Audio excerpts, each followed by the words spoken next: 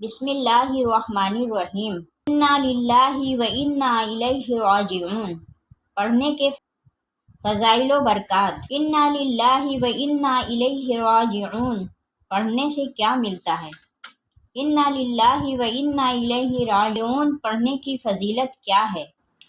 انا للہ و انا الیہ راجعون کتنا پاورفل ذکر ہے۔ جب کسی انسان کا بچہ فوت ہو جائے اور وہ شخص غم سے نڈھال ہو کر صرف ایک مرتبہ انا للہ و انا الیہ راجعون پڑھے تو اللہ اسے کیا انعام دیتا ہے۔ امتحانات یا کسی ایک انٹرویو کے دوران گھبراہٹ اور وسوسے پیدا ہونے لگیں تو انا للہ و انا الیہ راجعون کو گھر سے نکلتے وقت ویڈیو میں بتائے گئے طریقے سے پڑھ لیں گے تو امتحانات نہ صرف پاس کر پائیں گے بلکہ بہت اچھی پوزیشن حاصل کر لیں گے۔ انٹرویو کے دوران گھبراہٹ سے بچنے کے لیے انا للہ و انا الیہ راجعون کی تسبیح پڑھنے کا طریقہ بھی آج کی اس ویڈیو کا حصہ ہوں گے۔ ویڈیو بہت خاص ہے، اس لیے انا للہ و انا الیہ راجعون پڑھنے سے کیا ملتا ہے؟ انا للہ و انا الیہ راجعون پڑھنے کی فضیلت ہے۔ انا للہ و انا الیہ راجعون کتنا پاورفل ذکر ہے کی تفصیل جاننے کے لیے ویڈیو کو آخر تک ضرور دیکھیے گا۔ انا للہ و انا الیہ راجعون کا مطلب ہے ہم خدا ہی کے لیے ہیں اور اس کی طرف لوٹ کر جانے والے ہیں۔ آپ کو یہ جان کر بے حد خوشی ہوگی کہ انا للہ و انا الیہ راجعون اللہ کے خزانوں میں سے ایک خزانہ ہے۔ محترم ناظرین، جب کوئی انسان اللہ تعالیٰ کے فیصلے کو تسلیم کر لیتا اور انا للہ و انا الیہ راجعون پڑھتا ہے تو 3 بھلائیوں کا مستحق ٹھہرتا ہے۔ پہلی، اللہ کی نوازشوں کا مستحق بن جاتا ہے۔ دوسری ہے اللہ کی رحمت کا مستحق بن جانا، اور تیسری ہے ہدایت یافتہ ہونے کی سند۔ جب کسی انسان پر کوئی پریشانی، مصیبت یا حالات آتے ہیں تو انسان فوراً گھبرا جاتا ہے اور سوچنے لگتا ہے کہ اب میرا کیا ہوگا، مجھے کوئی سہارا دینے والا، میری کوئی مدد کرنے والا اور میرے لیے کوئی اسباب پیدا کرنے والا نہیں ہے۔ انسان نا امید ہو جاتا ہے اور نا امیدی کے دہانے پر کھڑا رہتا ہے۔ اپنی زندگی کے اندر جب بھی کوئی مصیبت، کشیدہ حالات یا پریشانیاں آئیں اور مصیبت ختم ہونے کا نام نہ لیں تو اس ذات کے ساتھ اپنے تعلق کو کبھی بھی مت توڑنا، اس ذات کے ساتھ اپنے تعلق کو مضبوط کر لینا۔ ارشاد باری تعالیٰ ہے کہ خدا کی رحمت سے مایوس نہ ہو، کیونکہ خدا کی رحمت سے کافر ہی مایوس ہوتے ہیں۔ کتنی ہی بڑی مصیبت کیوں نہ ہو، دل شکستہ ہرگز نہیں ہونا چاہیے۔ مصیبت کے وقت میں نا امید ہونے کے بجائے حق تعالیٰ سے اچھی امید رکھنی چاہیے۔ حضرت ابو سنان رضی اللہ تعالیٰ عنہ فرماتے ہیں، میں نے اپنے ایک بچے کو دفن کیا، ابھی میں اس کی قبر سے نکلا تھا کہ ابو طلحہ خولانی رضی اللہ تعالیٰ عنہ نے میرا ہاتھ پکڑ کر مجھے نکالا اور کہا، سنو میں تمہیں خوشخبری سناؤں۔ خوشخبری یہ ہے کہ نبی کریم صلی اللہ علیہ وآلہ وسلم نے فرمایا ہے کہ اللہ تعالیٰ ملک الموت سے دریافت فرماتا ہے کہ تم نے میرے بندے کی آنکھوں کی ٹھنڈک اور اس کے کلیجے کا ٹکڑا چھین لیا۔ بتلا اس نے، یعنی اس بچے کے باپ نے کیا کیا؟ وہ کہتے ہیں، اے اللہ پاک، اس کے باپ نے تیری تعریف کی اور انا للہ و انا الیہ راجعون پڑھا۔ اللہ تعالیٰ فرماتا ہے کہ اس کے لیے جنت میں ایک گھر بناؤ اور اس کا نام بیت الحمد رکھو۔ حضرت علی کرم اللہ وجہ الکریم سے روایت ہے کہ نبی کریم صلی اللہ علیہ وآلہ وسلم نے فرمایا، جس کسی مسلمان کو کوئی رنج و مصیبت پہنچے، اس پر اگرچہ زیادہ وقت گزر جائے، پھر اسے یاد آئے اور وہ انا للہ و انا الیہ راجعون پڑھ لے تو مصیبت پر صبر کے وقت جو اجر ملا تھا وہی اب بھی ملے گا۔ جب بھی رنج و غم کی کوئی خبر سنیں یا کوئی نقصان ہو جائے یا کوئی دکھ اور تکلیف پہنچے یا خدا نخواستہ کسی ناگہانی مصیبت میں گرفتار ہو جائیں تو فوراً انا للہ و انا الیہ راجعون پڑھنا چاہیے۔ نبی کریم صلی اللہ علیہ وآلہ وسلم کا ارشاد گرامی ہے کہ جب کوئی بندہ مصیبت پڑنے پر انا للہ و انا الیہ راجعون پڑھتا ہے تو اللہ تعالیٰ اس کی مصیبت کو دور فرما دیتے ہیں، اس کو اچھے انجام سے نوازتے ہیں اور اس کو اس کی پسندیدہ چیز اس کے صلے میں عطا فرماتے ہیں۔ نبی کریم صلی اللہ علیہ وآلہ وسلم معمولی سے معمولی تکلیف کے موقع پر بھی انا للہ و انا الیہ راجعون پڑھا کرتے تھے۔ ایک مرتبہ ہوا سے چراغ بجھ گیا تو آپ نے انا للہ و انا الیہ راجعون پڑھا۔ حضرت عائشہ صدیقہ رضی اللہ تعالی عنہا نے عرض کیا، یا رسول اللہ، یہ بھی کوئی مصیبت ہے؟ فرمایا، عائشہ، ہر وہ چیز جس سے دل کو پریشانی اور جی کو دکھ ہوا ہو تو اس پر انا للہ و انا الیہ راجعون پڑھنا چاہیے۔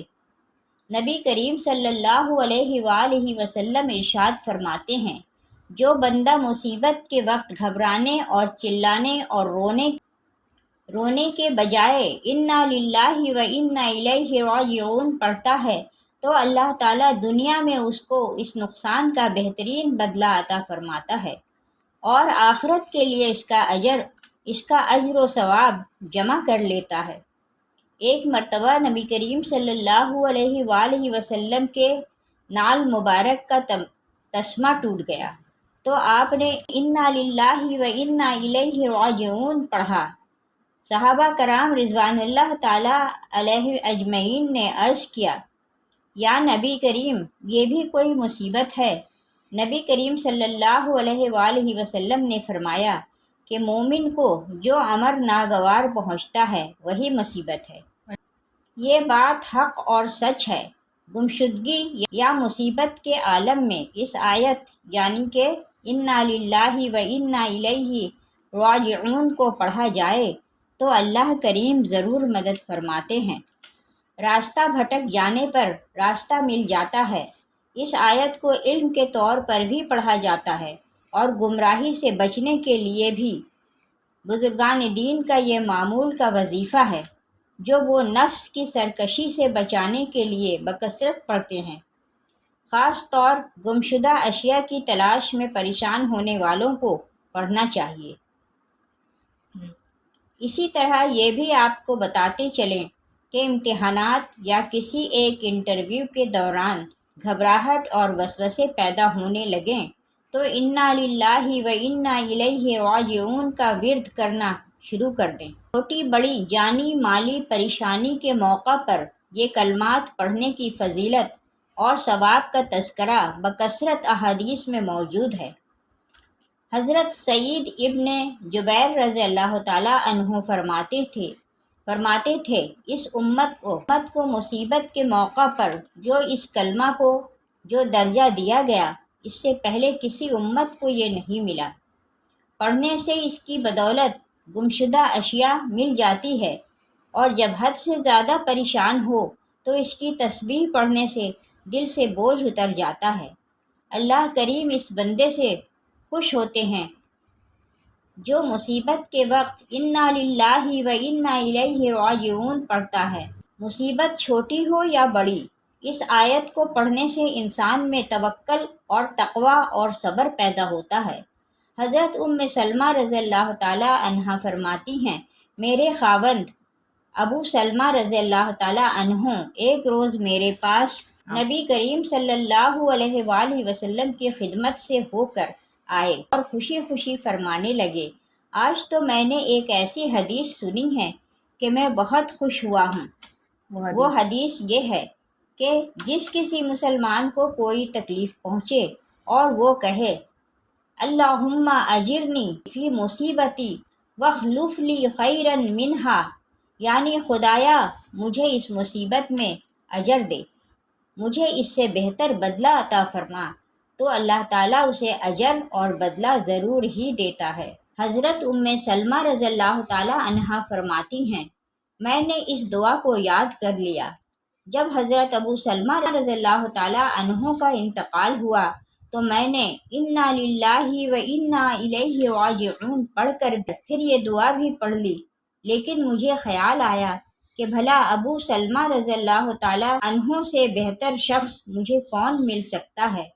جب میری عدت گزر چکی تو میں ایک روز ایک کھال کو دباغت دے رہی تھی تو کہ نبی کریم صلی اللہ علیہ وسلم تشریف لائے اور اندر آنے کی اجازت چاہی۔ میں نے اپنے ہاتھ دھو ڈالے، کھال رکھ دی اور میں نے نبی کریم صلی اللہ علیہ وآلہ وسلم کو اندر تشریف لانے کی درخواست کی۔